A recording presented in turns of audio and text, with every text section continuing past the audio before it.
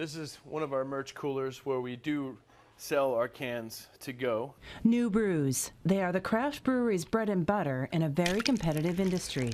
We want to be next to the best brewers, and we want new, cool beers. But the partial government shutdown, the longest in history, is also slowing down the flow of new beers. That's because the federal agency that regulates alcohol production and distribution isn't open to approve labels for the bottles and cans. Well, we need that thing moving. And there's a lot of breweries like us. Right now, the customers coming in saying, what else do you have? Can I try something new? The Alcohol and Tobacco Tax and Trade Bureau is also responsible for approving new breweries and new ingredients for new beers. While most states just require the federal label approval to sell out of state, Arizona requires it even to sell within the state.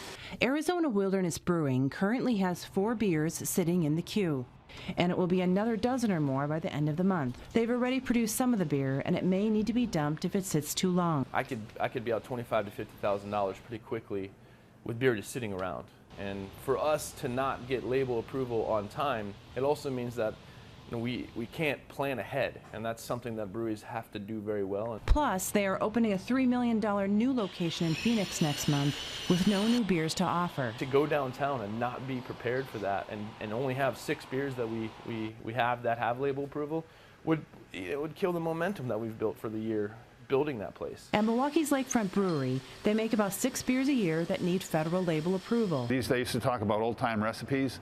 This is an old-time recipe. Because of the shutdown, their latest My Turn Chuck can't be sold out of state. I've been joking to people that if you're going to want a new beer coming out pretty soon, you're going to have to drink your brother-in-law's homebrew. It's too early to say what the industry impact will be, but the longer it lasts, the more breweries that can't open and the more seasonal beers that won't be available. And the longer the backlog of the federal agency.